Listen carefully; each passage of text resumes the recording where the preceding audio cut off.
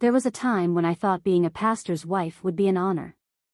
I imagined standing beside my husband, supporting him as he guided our congregation, building a life filled with faith and love. I thought we would pray together, dream together, grow together. But somewhere along the way, I realized I was alone. My name is Rebecca Hayes, and I am the wife of Pastor Daniel Hayes.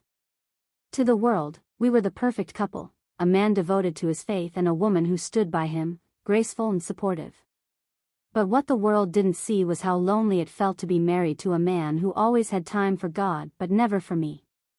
At first, I tried to understand. Daniel had a calling, and that calling required sacrifice.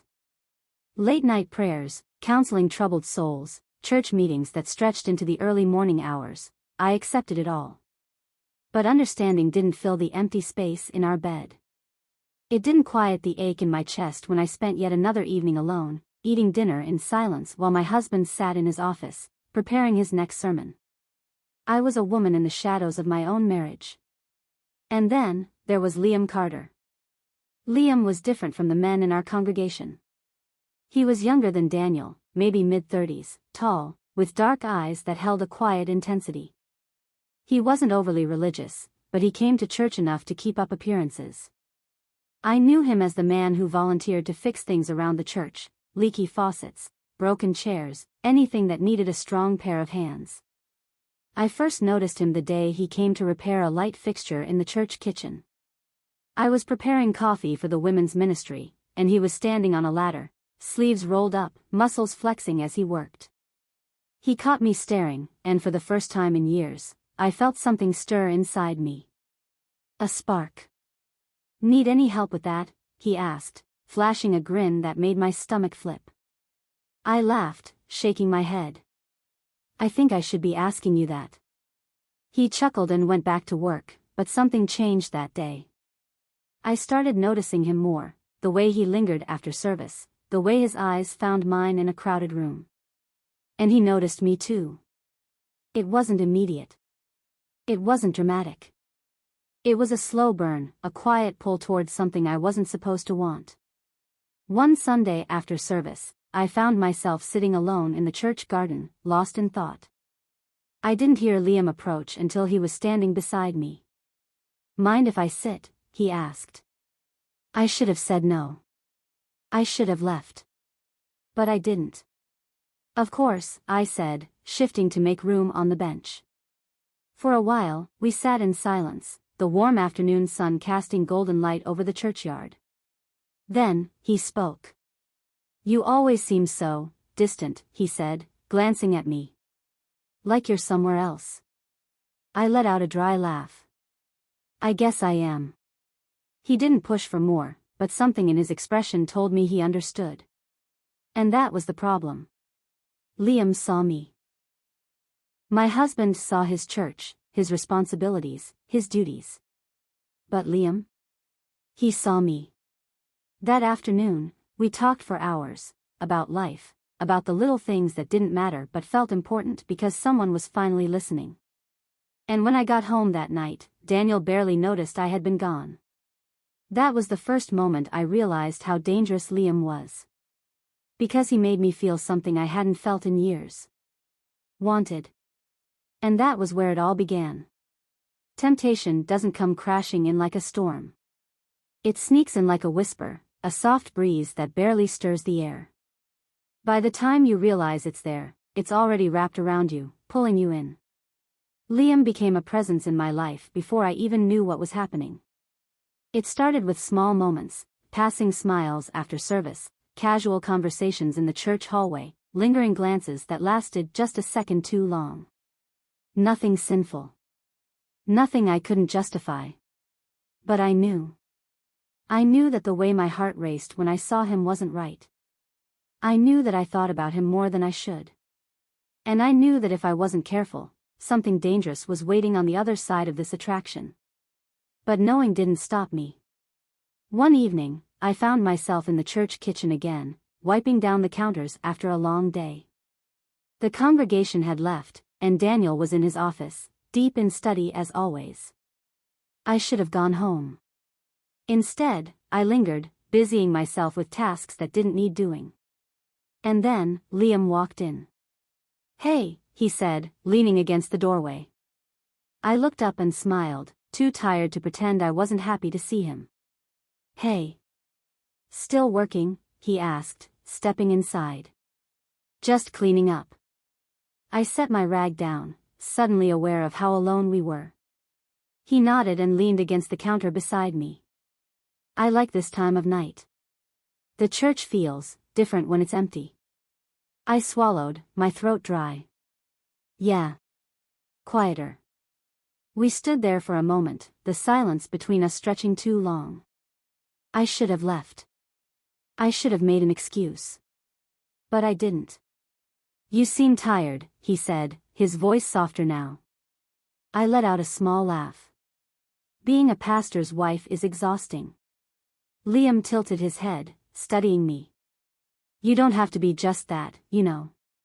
My breath hitched. The way he said it, the way his eyes held mine, I knew what he meant. "I don't know what you're talking about," I said, turning away, but my voice betrayed me. It was too soft, too uncertain. "Rebecca," he said, and when I looked at him again, he was closer. I could smell his cologne, feel the warmth of his body near mine. My heartbeat thundered in my ears. This was wrong. I knew it was wrong. But then, his hand brushed against mine, just barely, just enough to send a shiver through me. It was nothing. And yet, it was everything. I should have stepped back. I should have ended whatever this was before it even began. But I didn't. Instead, I let myself stay in that moment just a little longer, long enough to realize how dangerous this man truly was. And even more dangerous, how much I wanted him. Guilt should have been enough to stop me.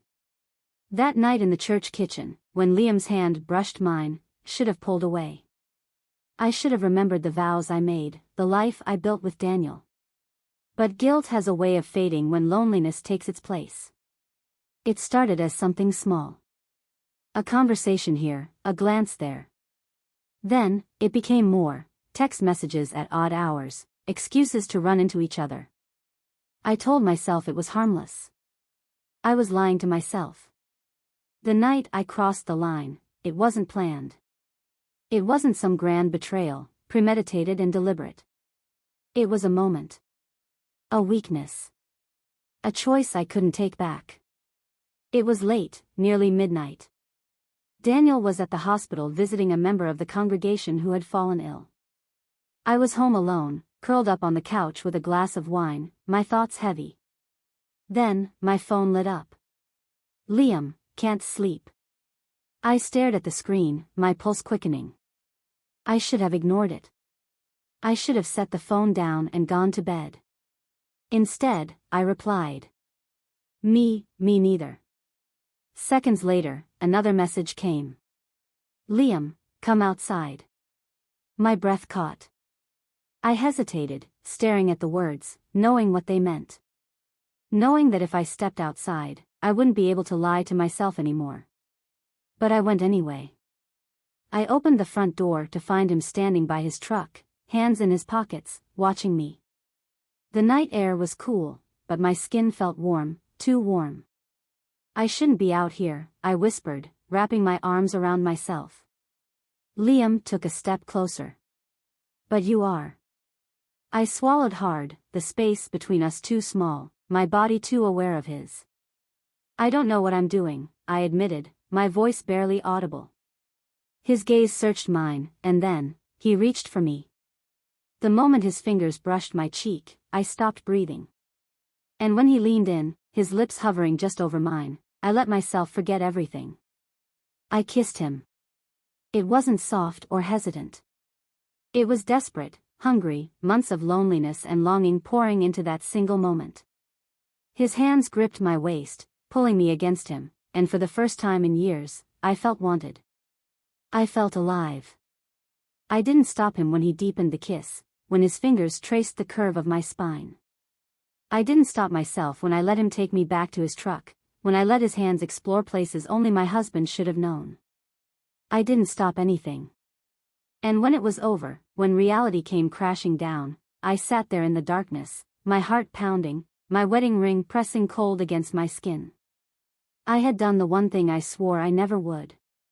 I had betrayed my husband. And worst of all, I wasn't sure I regretted it. Guilt is a strange thing. It doesn't always come right away. Sometimes, it lingers at a distance, waiting for the quiet moments to strike. The morning after my night with Liam, I woke up in my own bed, my body still humming with the memory of his touch. For a few blissful seconds, I forgot. But then I saw the indentation on my ring finger where I had slipped my wedding band off, and the weight of what I'd done came crashing down. I had betrayed my husband. The same man who spent his nights praying for others. The same man who stood at the pulpit every Sunday, speaking about faith and commitment. I sat up, my stomach twisting. My mind screamed at me to push it away, to pretend it didn't happen. But my body, my heart, betrayed me again. Because deep down, beneath the shame, was something worse. I wanted to do it again. Daniel didn't notice a thing. That was the cruelest part of it all. He came home early that morning, exhausted but still wearing the same warm smile he always did. He kissed me on the forehead, asked if I had slept well, and went straight to his office. No suspicion. No questions. Just the same routine that had become our marriage. I should have been relieved. Instead, I felt hollow. I had given another man what should have belonged to my husband, and he didn't even see the change in me. Liam and I didn't stop. It wasn't planned, at least not at first. But when you taste something forbidden, it's impossible not to crave more. We found stolen moments. A lingering touch after church. A text message late at night. And then, more nights together. More secrets. More lies. And the more I fell into Liam's arms, the more distant I became from my husband. "Is everything okay?" Daniel asked one evening as I sat across from him at the dinner table, barely touching my food. I forced a smile. "Of course. Just tired." He nodded, accepting it. Because he always did. He never pushed. Never pried. And that was how I knew I was truly lost. Because deep down, I wanted him to notice. I wanted him to fight for me. But he never did. And so, I kept running straight into Liam. Straight into the arms of the man who made me feel alive. Straight into the fire that would eventually burn everything to the ground. Secrets don't stay hidden forever. I knew that. I had always known that. But I told myself I had control over this, that I could keep my two lives separate. I was wrong. The night everything fell apart, I had just left Liam's house. It was late, past midnight, and my body still ached from his touch. I should have felt guilty. Instead, all I could think about was how much I didn't want to go home. But I had no choice. When I pulled into the driveway, the porch light was on. That was unusual. Daniel never left it on when he was already inside. My heart pounded as I stepped through the door. And then I saw him. Daniel was sitting in the living room, still dressed in his church clothes, his Bible resting on the table beside him. But he wasn't reading. He was staring at me. "I called you," he said quietly. His voice wasn't angry. That scared me more than if he had yelled. I swallowed hard. My phone must have been on silent. His eyes flickered to my purse, where my phone sat. Face up. The screen was cracked from where I had dropped it earlier in Liam's bedroom. I didn't have an excuse. Daniel let out a slow breath, his hands gripping the arms of the chair. "Where were you, Rebecca?" I could have lied. I almost did. But something about the way he asked, it was like he already knew. My silence was enough of an answer. Daniel nodded, his jaw tightening. "How long?" Tears burned in my eyes. "Daniel. How long?" His voice was firmer now, sharper than I had ever heard it. I couldn't breathe. Couldn't think. 2 months, I whispered. The room went so silent, I could hear the ticking of the clock on the wall. Daniel leaned back, his face unreadable. Then, after what felt like an eternity, he let out a low, bitter laugh. The pastor's wife, he murmured. Sleeping with another man. Shame crashed over me like a tidal wave. I never meant. Don't, he cut me off. Don't say you never meant to hurt me. Because you did. Every time you left. Every time you lied to my face. I broke then, the weight of my choices suffocating me. Daniel, I was lonely. You were never home. You. His head snapped up. And that justifies this? No, I choked out.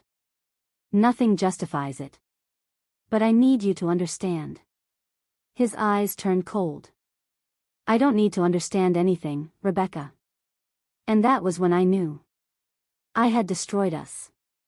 Not in a fiery explosion of anger, but in something worse, cold, empty finality.